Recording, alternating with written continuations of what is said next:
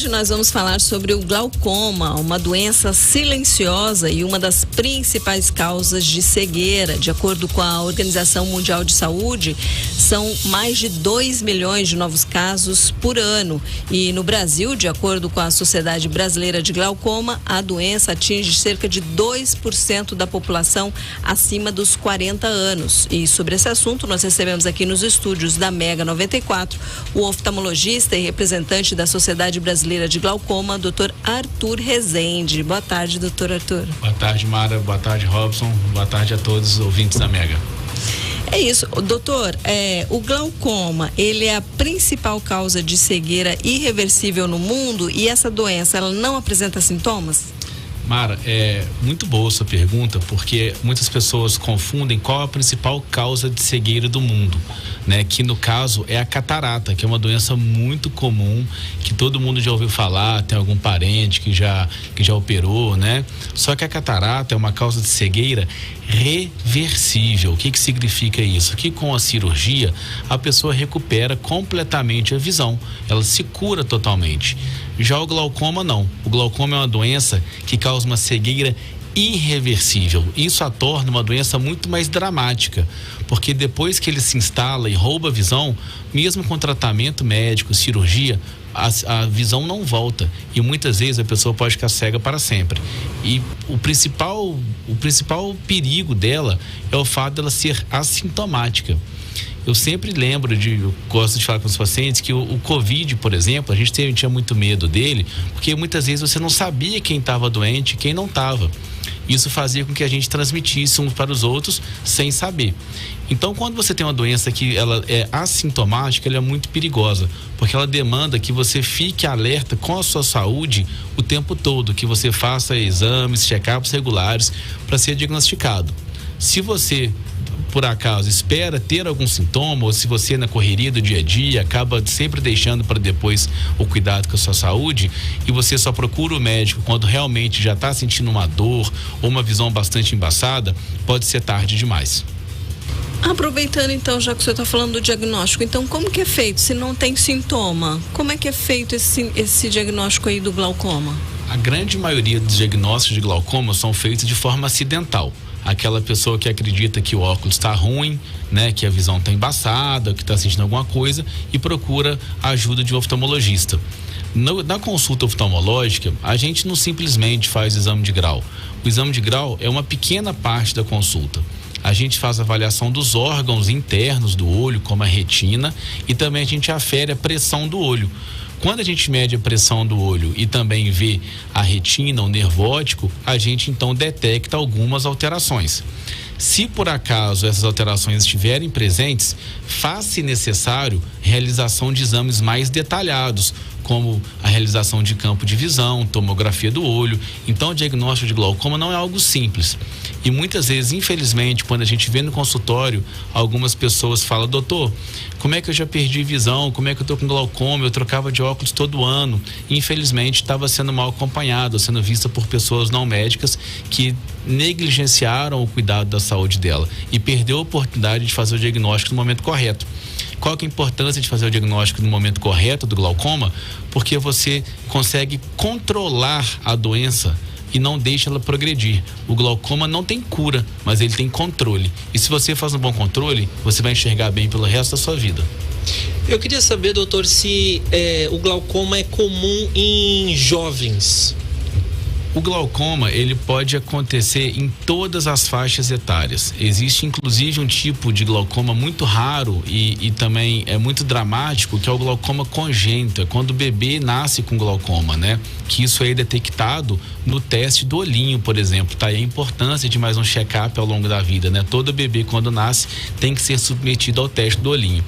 Mas o glaucoma pode acontecer nas suas formas juvenis, né? Durante a adolescência, a idade jovem, e também pode acontecer, mas principalmente ele acontece após os 50 anos, né? O glaucoma ele é muito mais frequente nos idosos. Existem outros tipos de glaucoma que podem acontecer também, que são mais comuns em jovens, que são os glaucomas traumáticos. Por exemplo, se você já tomou uma bolada, uma pancada no olho, você pode desenvolver um glaucoma, né? E também tem os glaucomas relacionados ao uso de drogas, como corticoide, pessoas que fazem tratamento de doenças imunológicas, autoimunes, né? Então, que usar corticoide sempre. Algumas pessoas podem também desenvolver o glaucoma. Eu tenho aqui uma pergunta da Sandra. Ela quer saber o seguinte: se o fato de toda vez que ela vai ao oftalmologista, o grau da visão dela aumentar a cada 6 meses, por exemplo, isso poderia vir a ser evidência de glaucoma, doutor? Sandra, não. O glaucoma, ele não tem relação com o grau. Como eu disse, existe muita gente aí cega com óculos novinho em casa e perdendo a visão para o glaucoma. E o que é traiçoeiro é que o glaucoma, ele tem uma perda de visão muito singular, que essa perda vem de fora para dentro. E a gente tem muito mais atenção na nossa visão nos 10 graus centrais. Quando você vai ler alguma coisa, o nosso campo de visão é amplo, mas a nossa atenção é na visão central. E o glaucoma afeta justamente a visão periférica. Tá aí a razão dele ser considerado uma doença silenciosa, porque a gente não percebe que está perdendo a visão periférica, somente quando essa perda visual já está em grandes níveis. Então, essa questão ali quando a gente vai lá fazer o exame, aquele exame de pressão, é isso que faz esse diagnóstico ou não? O que a gente tem que procurar? Porque agora a gente falando sobre esse assunto, a gente fala, nossa, mas será que eu estou com esse problema? O que eu tenho que fazer? Então, vamos lá. Se você tem existem algumas pessoas que têm que ficar com mais cuidado de ter glaucoma, tá, gente? Não é assim, o glaucoma não vai pegar todo mundo, mas a gente está vendo aí estatísticas que falam em 2%. É muita gente, né? Então, mas existem grupos que têm mais chances de ter glaucoma. Quem são eles? Primeiramente, as pessoas que têm pressão alta no olho. Esses são os que têm maior risco de desenvolver o glaucoma, tá? Muitas pessoas acreditam, inclusive, que o glaucoma é pressão alta no olho, né? Para o paciente, pressão alta no olho é igual a glaucoma, o que já está muito bom. Se isso for o suficiente para ele entender e se cuidar, já está bom, mas é um pouco mais complexo que isso. Então, você tem que ter a pressão do seu olho aferida de tempos em tempos, e isso aí somente o médico oftalmologista é capaz de fazer. Aí a importância do check-up anual. Outra coisa, se você é um afrodescendente, a gente sabe que os afrodescendentes têm 15 vezes mais chances de desenvolver glaucoma do que os não afrodescendentes. Então, gente, se você é afrodescendente, isso isoladamente já é um fator de risco.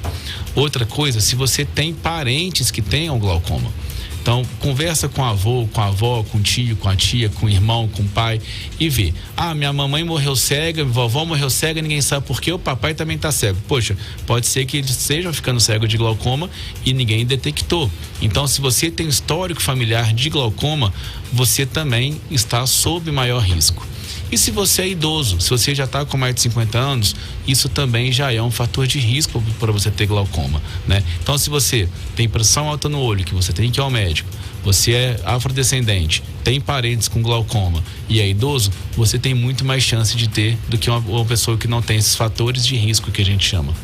E tem alguma coisa que você faça que possa prevenir isso ou não, da sua, enfim, da alimentação, exercício, enfim, porque a gente sempre vai para esse diagnóstico, sim, né? Existe alguma coisa para prevenir ou existe alguma coisa que pode prejudicar ainda mais? É muito importante essa pergunta, porque infelizmente a gente não tem nenhum método preventivo para glaucoma, mas se você procurar na internet agora, der uma busca, você vai achar milhões, só que todos cobram, tá? Então, gente, isso aí é golpe. Vocês estão simplesmente caindo em golpes. Não existe exercício visual para o olho, não existe nenhum tratamento preventivo para glaucoma, né? O que pode atrapalhar o glaucoma muito, na verdade, é o atraso no diagnóstico. Quando você tem um diagnóstico atrasado, você vai ter um caso mais grave a ser tratado. Uma visão que foi perdida não pode ser recuperada. Então, gente, tome muito cuidado com quem promete coisa demais. Glaucoma não tem milagre, é uma doença muito difícil e que a gente estuda a vida inteira para tratar somente uma doença de tão complexa que ela é, para alguém te dar uma solução bem simples na internet. A tecnologia aí dos smartphones e todas essas novidades que têm surgido, de algum modo, elas complicaram essa questão aí da visão, em especial relacionada com o glaucoma, ou não há nenhuma ligação entre esses fatos? Na vida as coisas ajudam e atrapalham às vezes, né? Então existem inovações tecnológicas hoje, como existem hoje os smartphones estão sendo utilizados, inclusive auxiliando a detectar glaucoma. Existem hoje lentes que a gente acopla celulares e consegue fazer imagens de fundo de olho em aparelhos que eram caríssimos antigamente, de difícil acesso, e que hoje são utilizados em comunidades ribeirinhas, projetos que a gente inclusive já fez no Pantanal, e você consegue levar através do smartphone exames que antigamente você não conseguiria levar. Só que o outro lado da moeda é que a gente sabe que o excesso de tempo de tela, especialmente pelos jovens, crianças, vem causando transtornos nos olhos, e não só nos olhos, na saúde da criança e do adolescente como um todo.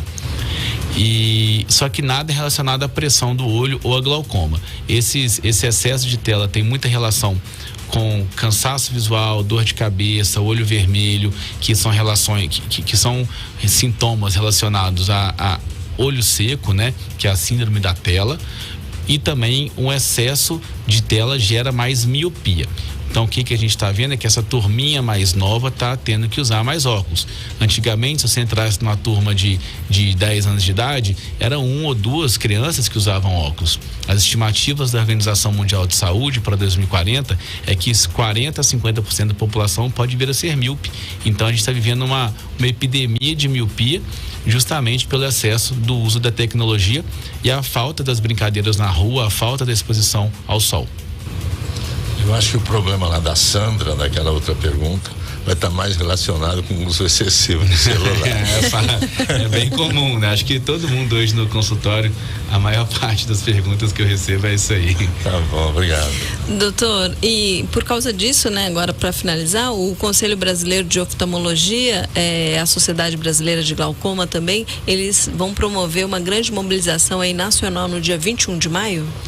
Sim, todos os anos, né, o Conselho Brasileiro de Oftalmologia, juntamente com a Sociedade Brasileira de Glaucoma, eles promovem o 24 horas pelo glaucoma, né? É uma doença extremamente importante, relevante na sociedade, que gera custos, né? Porque várias pessoas são aposentadas, várias pessoas perdem seus empregos, várias pessoas têm dificuldade em adaptar suas atividades da vida diária. Você ficar cego depois de velho é uma coisa muito complicada, é uma coisa muito limitante, muda a história de toda a família, e muitas vezes aquela pessoa não consegue desenvolver mais o trabalho dela e começa a ter problemas. Então, o alerta que vários artistas e entidades participam, e nós vamos estar no shopping Campo Grande nesse dia 21 de maio, fazendo justamente um trabalho de conscientização, acendendo a luz, né, para que as pessoas lembrem de cuidar da sua saúde, para que as pessoas façam seu check-up de maneira recorrente, para poder impedir que mais pessoas fiquem cegas. Glaucoma é uma causa de cegueira irreversível, mas eu gostaria que um dia a manchete fosse: o glaucoma é a doença com maior glaucoma é a doença com maior causa de cegueira prevenida do mundo. Por que a prevenção? A prevenção é o diagnóstico precoce, o acompanhamento certo. Cegueira evitável. Se a gente não consegue prevenir o glaucoma de acontecer, a gente consegue evitar a pessoa de ficar cega. E lembrando que o tratamento de glaucoma, na maior parte das vezes, é com colírio. E esse colírio é distribuído gratuitamente na Casa da Saúde, porque são medicações caras que custam de 60 até 160 reais. Existem pessoas que têm um custo de 200 a 300 reais por mês somente com colírio. Só que ele também tem pressão alta, ele tem colesterol, ele tem diabetes, ele tem gota, né? Ele toma um monte de remédio. Então no final a aposentadoria vai toda para a farmácia. Então o glaucoma não tem desculpa, porque inclusive colírio gratuito a gente consegue disponibilizar através da Casa da Saúde. Então, ótimo, doutor Arthur Rezende. Muito obrigada pela entrevista. Obrigado a todos vocês, tenham uma boa noite.